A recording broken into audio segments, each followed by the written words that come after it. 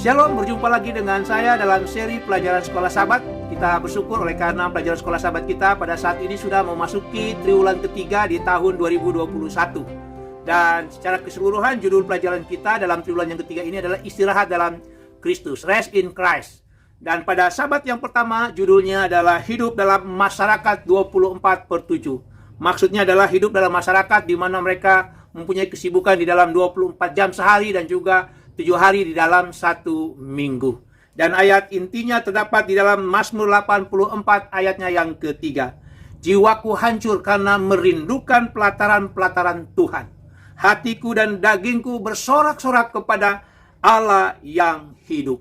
Saudara-saudaraku yang diberkati Tuhan, di dalam pendahuluan pelajaran kita, pelajaran Sabat petang, diceritakan bagaimana kehidupan suami istri Josh dan Mary. Di mana Mary disibukkan di dalam rumah tangganya, mengurus keluarga, mengurus rumah, mengurus anak, bahkan dia juga harus mengurus atau terlibat di dalam kegiatan gereja. Begitu juga dengan Josh, dengan kesibukannya sebagai kepala rumah tangga, dia harus bekerja, dia harus juga pergi untuk berbelanja, bahkan mengantri di antrian panjang di supermarket ataupun di mana dia berbelanja. Saudara-saudara, inilah kehidupan, kesibukan daripada umat manusia, kesibukan dari sebuah rumah tangga, kesibukan dari pribadi lepas pribadi. Saudara-saudaraku yang kekasih dalam Tuhan, memang kita ini disibukkan. Kita disibukkan dengan jam-jam sibuk, dengan jam-jam kerja, dan segala macamnya di dalam kehidupan kita. Dan pertanyaannya, saudaraku, bagaimana kita menemukan istirahat di tengah begitu banyak kesibukan kita? Inilah yang kita akan mempelajarinya. Tapi sebelumnya mari kita tunduk kepala, kita berdoa. Bapa di surga, pada saat ini kembali kami akan mempelajari akan kebenaran firman Tuhan melalui pelajaran Sekolah Sabat. Dan biarlah dengan urapan kuasa Roh-Mu yang kudus Bapa, kami boleh dapat mengerti maksud Tuhan melalui pelajaran Sekolah Sabat yang pertama ini di triwulan yang ketiga. Terima kasih Bapa, di dalam nama Tuhan Yesus. Amin. Pelajaran yang pertama, pelajaran hari Minggu dengan judul tidak bertenaga dan lelah. Saudara-saudaraku, di dalam Kejadian pasal 2 ayat 1 sampai ayatnya yang ketiga, sebelum manusia hidup dengan penuh tekanan, Tuhan kita telah menetapkan sebuah penanda untuk menyeimbangkan kehidupan ciptaannya, kehidupan daripada manusia secara khusus. Penanda itu akan menjadi waktu untuk berhenti dan menikmati hidup. Penanda itu menjadi satu hari istirahat dan tidak bekerja. Penanda itu adalah hari khusus untuk merayakan pemberian Sang Pencipta. Dan saudara-saudaraku, Allah ingin memastikan bahwa undangan itu dapat bertahan dalam ujian waktu. Sehingga sejak awal Allah telah memasukkan penanda itu, yaitu Sabat perhentian, ke dalam jalinan waktu. Sebagai perayaan daripada penciptaan pada setiap hari yang ke-7. Saudara-saudaraku yang kasih dalam Tuhan, sekarang ini mungkin kita, ya kebanyakan orang berpikir bahwa dengan semua kemajuan teknologi telah membuat kita tidak terlalu lelah secara fisik daripada orang-orang di 200 tahun yang lalu. Saudara-saudara yang kekasih dalam Tuhan, tapi sebenarnya istirahat tetaplah tidak cukup, bahkan hingga saat ini. Karena memang penelitian telah menunjukkan manusia, saudara dan saya ini, kurang istirahat, kurang tidur. Saudara-saudaraku yang kasih dalam Tuhan, meskipun kita memiliki ponsel yang lebih cepat, yang lebih muktahir, komputer yang lebih cepat, koneksi internet yang lebih cepat, kita tetap tidak pernah mempunyai cukup waktu untuk beristirahat. Saudara-saudaraku, ada banyak ayat-ayat Alkitab yang menyatakan bahwa istirahat itu penting. Saudara bisa baca di dalam Keluaran pasal 23 ayat 12, Ulangan 5 ayatnya yang ke-14, Mazmur pasal 4 ayatnya yang ke-9, Matius pasal 11 ayatnya yang ke-28, dan juga Markus pasal 6 ayatnya yang ke-31. Saudara-saudaraku yang kasih dalam Tuhan, Allah yang menciptakan saudara dan saya, Allah yang menciptakan kita, Allah tahu bahwa kita membutuhkan istirahat secara fisik. Dan Allah menjadikan hari Sabat untuk memberi kita kesempatan beristirahat secara fisik. Dan jika saudara dan saya mengakui bahwa Yesus itu adalah Tuhan atas hidup kita, maka istirahat juga, ya, yang merupakan nanti kita akan pelajari di pelajaran selanjutnya, itu adalah perintah. Maka pada saat kita mengakui Yesus sebagai Tuhan, maka itu juga memberikan tanggung jawab kepada kita untuk meluangkan waktu dalam beristirahat. Karena perintah Sabat itu bukan hanya sebuah saran, tetapi hari Sabat itu merupakan perintah daripada Allah. Marilah saudara-saudaraku kita melakukan perintah Allah itu untuk mengalami yang lebih baik, tidak hanya secara fisik tetapi juga secara spiritual, secara kerohanian. Dan hari Sabat, saudara-saudaraku, adalah hari istirahat yang Tuhan ingin saudara dan saya miliki. Jadi pelajaran penting yang pertama, pelajaran penting hari Minggu, mengapa Allah memberikan hari Sabat kepada manusia, memberikan hari Sabat kepada saudara dan saya. Saudara-saudara, Allah memberikan kepada manusia, memberikan kepada saudara dan saya hari Sabat, karena Allah tahu kebutuhan ciptaannya. Allah tahu kebutuhan saudara dan saya. Allah tahu kebutuhan manusia, yaitu untuk kebaikan fisik dan juga spiritual ataupun rohani. Pelajaran berikut, pelajaran hari Senin, hidup tapi tertekan. Tadi di pelajaran sebelumnya dikatakan bahwa ada penelitian yang menyatakan bahwa manusia itu kurang istirahat, kurang tidur. Dan memang kurang tidur dan keletihan atau kelelahan fisik itu adalah masalah nyata yang dihadapi oleh manusia. Namun saudara-saudara, yang lebih meresahkan adalah ketika kita merasa bahwa kita sedang tiba pada kehampaan emosi. Karena hal itu dapat membawa kita menjadi putus asa. Jadi maksudnya saudara-saudara, ketika kita kelelahan fisik, ketika kita kurang istirahat, maka kita akan mengalami yang namanya kehampaan emosi. Dan itu akan membawa kita kepada keputusasaan. Dan ini kita bisa melihat di dalam Alkitab, satu cerita di dalam Yeremia pasal 45 ayat 1 sampai ayatnya yang ke-5. Di situ ada seorang yang bernama Baruk. Baruk ini adalah juru tulis daripada hamba Tuhan Yeremia, di mana Baruk merasakan kondisi kehampaan emosi. Bahkan dia menjadi putus asa oleh karena kondisi daripada bangsa Yahudi, khususnya kerajaan Yehuda. Ya, akhirnya dia pun merasakan kejenuhan, kelelahan di dalam hidup dia. Dia mengalami tekanan di dalam hidup dia. Dan dia merasakan seperti itu selama tahun-tahun terakhir, di mana kerajaan selatan, kerajaan Yehuda, Yerusalem penuh dengan gejolak. Di mana Yerusalem menghadapi satu kekacauan, penderitaan yang akan menuju kepada kehancuran daripada kerajaan selatan oleh karena penindasan daripada kerajaan Babel. Saudara-saudaraku, keluhan daripada Baruk ini bukanlah satu keluhan yang dangkal, bukan satu ratapan yang dangkal. Baruk mempunyai alasan untuk merasa putus asa, merasa kecil hati, dan lelah secara emosional. Karena memang itulah yang dia alami di dalam kehidupannya, tekanan yang dia hadapi dalam hidupnya.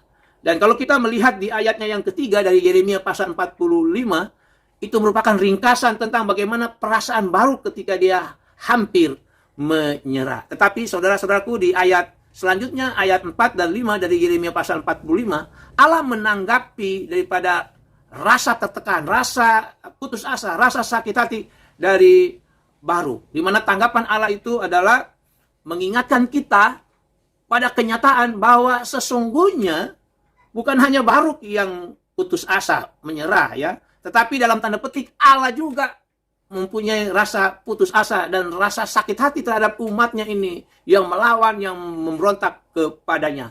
Jadi kalau saudara baca di dalam pelajaran hari Senin itu, penulis Sekolah Sabat mengatakan ada keputusasaan dan rasa sakit daripada Allah. Maksudnya kalau Baruk saja melihat kondisi daripada saudaranya bangsa Yehuda seperti itu, apalagi Allah sebagai pencipta. Ada rasa keputusasaan dan rasa sakit hati daripada Allah dalam pengertian ataupun bahasa manusia. Dan itulah yang dialami Tuhan. Dan itu jauh lebih besar dari keputusasaan dan juga rasa sakit hati atau putus asa daripada Baruk. Saudara-saudara, kenapa penulis Sekolah Sabat mengatakan Allah putus asa? Allah punya rasa. Karena Allah yang telah menjadikan orang Israel, secara khusus pada Yeremia 45 ini, bangsa Yehuda ini sebagai umatnya. Allah yang membangun Yerusalem. Tapi dia juga harus istilahnya mengizinkan Yerusalem harus jatuh, harus rubuh. Allah, kalau kita baca di dalam Yesaya 5 ayat 1-7, Allah itu menanam Israel seperti menanam kebun anggur. Tetapi Allah juga yang akan mencabut dan juga akan membawanya ke pengasingan. Saudara-saudara, apa yang terjadi terhadap kondisi kehidupan di kerajaan Yehuda secara khusus pribadi Baruk, ini bukanlah yang Allah inginkan untuk umatnya. Tetapi itu harus terjadi karena pemberontakan daripada orang Israel, orang Yehuda, yang dimana mereka terus melawan kepada Allah. Tetapi saudara-saudaraku, ada cahaya di ujung terowongan untuk Baruk secara khusus di dalam pelajaran kita di hari Senin ini. Saudara-saudara, apa itu cahaya? Di mana Allah akan melindungi kehidupan Baruk, walaupun dia akan mengalami kondisi kehancuran, pembuangan, dan juga rasa kehilangan. Saudara-saudaraku, pelajaran penting yang kedua, pelajaran penting hari Senin. Bagaimana sikap saudara dan saya menanggapi kehidupan yang penuh dengan tekanan? Saudara-saudara, sikap kita dalam menanggapi kehidupan yang penuh dengan tekanan adalah dengan mengingat bahwa sesungguhnya Tuhan juga merasakan. Seperti tadi pelajaran mengatakan, Tuhan lebih putus asa, Tuhan lebih sakit hati melihat orang Yehuda. Dan saudara harus ingat juga, dan kita harus percaya bahwa sebagaimana Baruk, Tuhan akan tolong, Tuhan akan lindungi. Begitu juga saudara dan saya menyikapi akan kehidupan yang penuh dengan tekanan ini, bahwa kita harus percaya bahwa Allah juga pasti melindungi kita dari segala tekanan hidup yang kita alami. Pelajaran berikut, pelajaran hari Selasa, dengan judul mendefinisikan istirahat dalam perjanjian lama. Saudara-saudaraku, pelajaran sebelumnya mengatakan bahwa kita ini perlu istirahat. Meskipun Allah kita juga menyuruh kita untuk bekerja, melakukan kegiatan. Tetapi di tengah-tengah pekerjaan dan kegiatan kita perlu yang namanya istirahat. Kita berhenti dari kegiatan kita. Lalu kalau kita lihat di dalam Kejadian pasal 2 ayat 2 dan 3, setelah Allah menciptakan langit dan bumi, Allah juga berhenti dari seluruh kegiatan penciptaan itu. Dan kata kerja berhenti atau beristirahat di dalam Kejadian pasal 2 ayat 2 dan 3 itu menggunakan kata kerja sabat, yang berhenti bekerja, beristirahat, mengambil liburan. Lalu bentuk kata kerja istirahat atau berhenti penting yang lainnya juga saudara dan saya bisa lihat di dalam Yosua pasal 11 ayatnya yang ke-23. Tetapi kata istirahat atau kata berhenti yang digunakan di situ, bahasa Ibraninya adalah sakat. Sakat yang artinya berdiam diri, memberi istirahat. Mereka menjadi tenang. Kenapa tenang? Karena pada saat itu mereka telah berhasil menaklukkan kota Kanaan. Sehingga di ayat 23 itu Yosua kasih tahu sama orang Israel, kita menenangkan diri, kita beristirahat, kita berhenti. Lalu saudara-saudara, kata sakat juga ini kalau kita baca di dalam kitab Yosua dan kitab Hakim-Hakim, itu juga menunjukkan kepada suasana kedamaian. Jadi berhenti, istirahat itu menuju juga pengertiannya kepada kata kedamaian. Dan berikutnya kalau kita baca di dalam Ulangan 31 ayat 16 dan juga 2 Samuel 7 ayatnya yang ke-12, kata berhenti atau kalau di situ disebut perhentian, istirahat. Di situ kata Ibraninya, kata kerjanya itu adalah sakap, yang berarti berbaring, tidur. Saudara-saudara, kata sakap yang kita kita baca di dalam Alkitab bahasa Indonesia itu disebut dengan perhentian. Artinya secara harafiah itu disebut berbaring tidur di dalam kematian. Berbaring tidur dalam kematian. Dan kalau saudara perhatikan di pelajaran hari Selasa ini ada dua lagi kata kerja yang digunakan untuk berhenti, untuk beristirahat dalam bahasa Ibrani. Ada nuah dan juga ada raga. Raga. Ya, kalau raga itu kita bisa lihat di dalam kitab Ulangan 28 ayat yang ke-65, di mana mereka harus berhenti, beristirahat dari ketidaktaatan, Jadi saudara-saudaraku, dari beberapa bahasa Ibrani yang berbeda-beda yang kita pelajari di pelajaran yang ketiga ini, pelajaran hari Selasa, tentang kata istirahat ini, kita terbantu untuk memahami konsep teologis tentang kata istirahat. Di mana kata istirahat dalam bahasa Ibrani itu tidak hanya terhubung dengan satu atau dua kata tertentu saja. Karena kata istirahat itu tidak dapat Kata istirahat itu dapat juga mempengaruhi kita secara fisik, sosial, dan emosional. Sehingga tidak terbatas hanya kepada istirahat pada hari Sabat saja. Jadi sekali lagi saudara, berdasarkan apa yang kita baca di dalam kitab Perjanjian Lama, kata berhenti, kata istirahat itu tidak hanya berbicara tentang perhentian di hari Sabat saja. Tetapi kata beristirahat, berhenti, di dalam kitab Perjanjian Lama itu juga menyangkut tentang fisik, sosial, dan juga emosional. Selanjutnya kita akan mempelajari pelajaran yang keempat, pelajaran hari Rabu. Ini sama ini, ya, istirahat.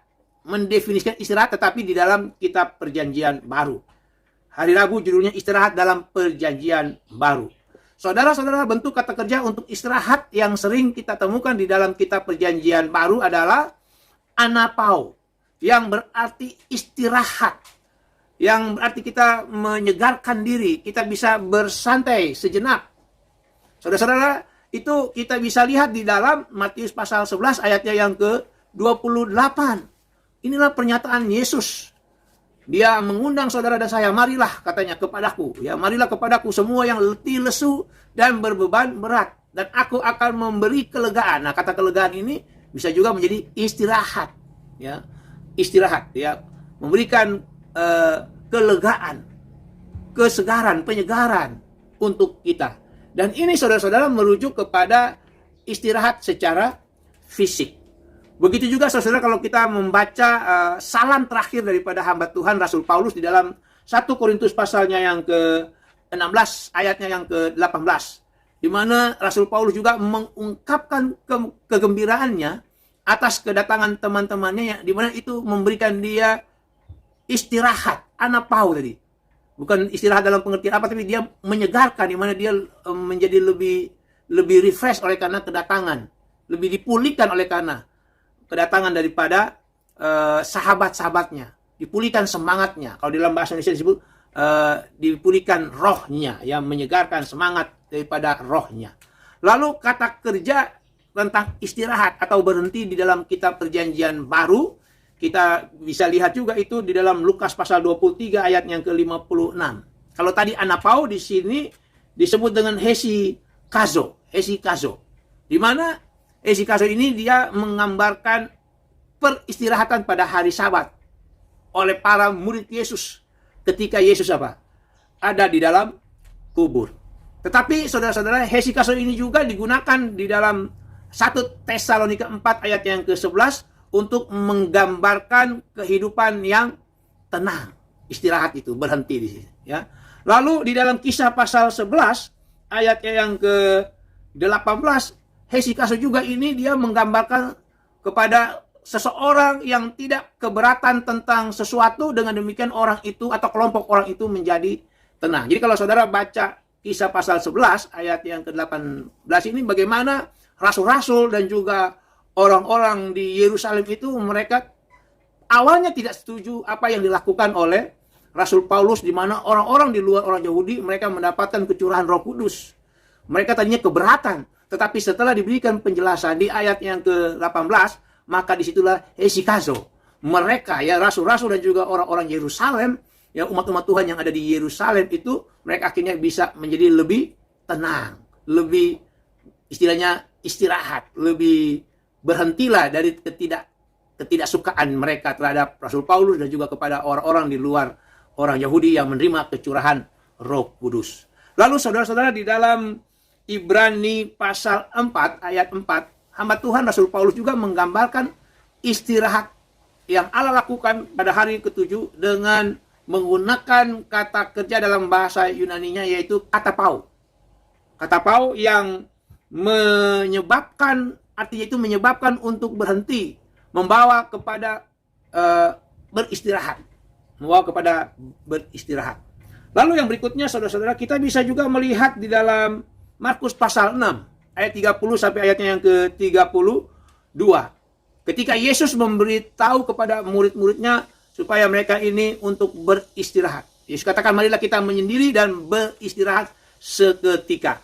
Saudara-saudara, kata itu diekspresikan dalam bentuk imperatif atau dalam bentuk kata perintah, di mana saudara-saudara, Yesus memerintahkan supaya mereka beristirahat, berhenti, ya, berhenti. Katapau tadi, katapau, ya.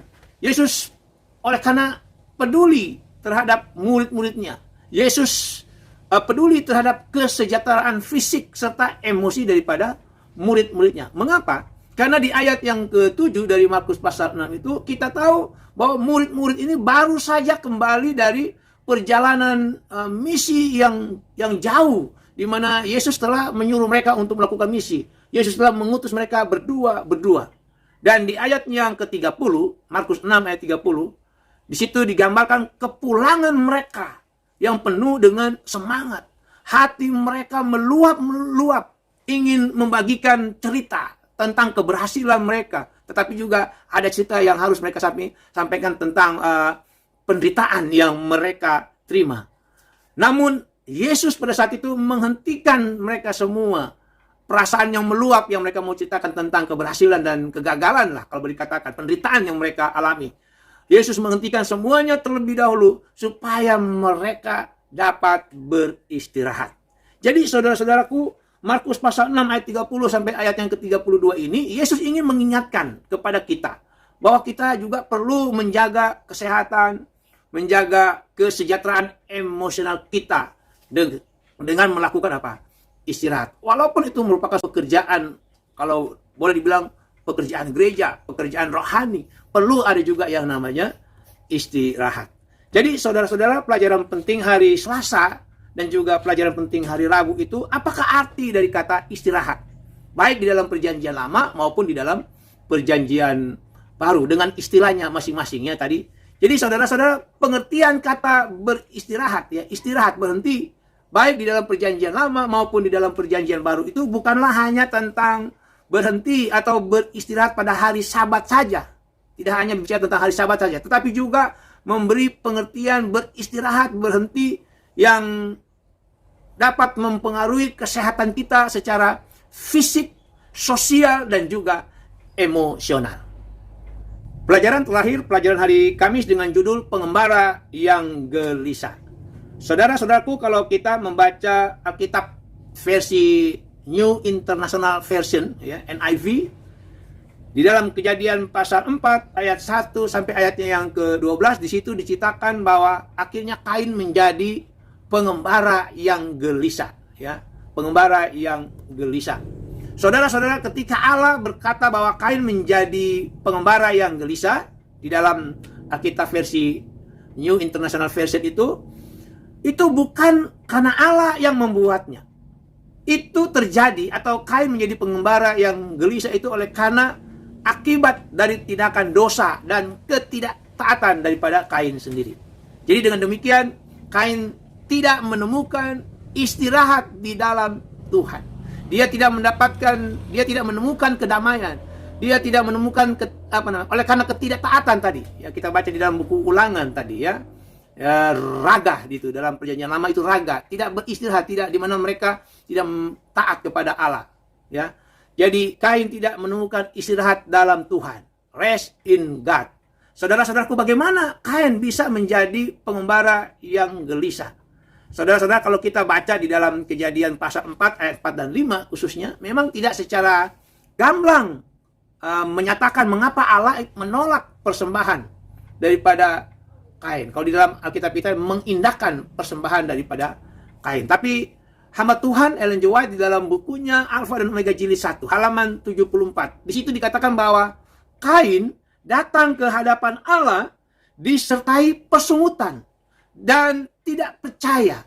Ya, dia datang kepada Allah, artinya dia beribadah, tetapi dia penuh dengan persungutan dan ketidakpercayaan. Yang lebih bahaya lagi, di dalam tulisan itu dikatakan dia tidak mempercayakan keselamatannya itu kepada Yesus, kepada Juru Selamat. Kain lebih memilih untuk bergantung kepada diri sendiri. Kain mau mengandalkan jasa baiknya sendiri. Itulah mengapa akhirnya dia menjadi pengembara yang gelisah. Karena dia tidak rest in God. Dia tidak berdamai dengan Allah. Dia tidak patuh kepada Allah. Saudara-saudara, bila mana kita melihat kata Ibrani di dalam Kejadian pasal 4 ayat 4, ya, yang bahasa Indonesianya mengindahkan itu, Tuhan menolak persembahan daripada Kain. Sebenarnya kata itu dapat diterjemahkan dengan dipandang cermat. Tuhan telah mempertimbangkan dengan cermat sehingga Allah menolak persembahan daripada Kain. Jadi fokus ayat itu saudara-saudara bukan pada persembahan yang dibawa oleh Kain, tetapi lebih pada sikap daripada Kain. Sikap dari yang membawa persembahan itu. Jadi saudara-saudara, penolakan Allah atas persembahan daripada Kain itu bukanlah karena reaksi sewenang-wenang daripada Allah, tetapi sebaliknya penolakan itu menggambarkan proses pertimbangan ya daripada Allah terhadap karakter, sikap, dan juga motivasi daripada Kain. Ya, dia melawan akan apa yang Tuhan sudah kehendaki. Dan ketika Kain sudah tidak beristirahat di dalam Tuhan, istilahnya, tidak berdamai dengan Tuhan, justru Kain dia melarikan diri dari hadirat Allah. Dan inilah yang menjadi Kain sebagai pengembara yang gelisah. Dan ketika Kain mencoba mengisi kerinduan akan rahmat ilahi, justru dia mengisi kehidupannya dengan kesibukan secara pribadi. Di mana dia mulai membangun dinastinya. Dia mulai membangun kota untuk keturunannya, untuk dinastinya. Saudara-saudara, Alkitab memang mencatat. Memang untuk kedua hal tersebut, ya, dia membangun keturunannya, membangun dinastinya, membangun kotanya itu, Kain memperoleh pencapaian yang luar biasa. Tetapi saudara-saudaraku, apalah gunanya kalau dinastinya atau keturunannya itu tidak takut terhadap Tuhan? Kota di mana yang dia bangun itu akhirnya justru melawan kepada Tuhan. Semuanya itu akan menjadi sia-sia.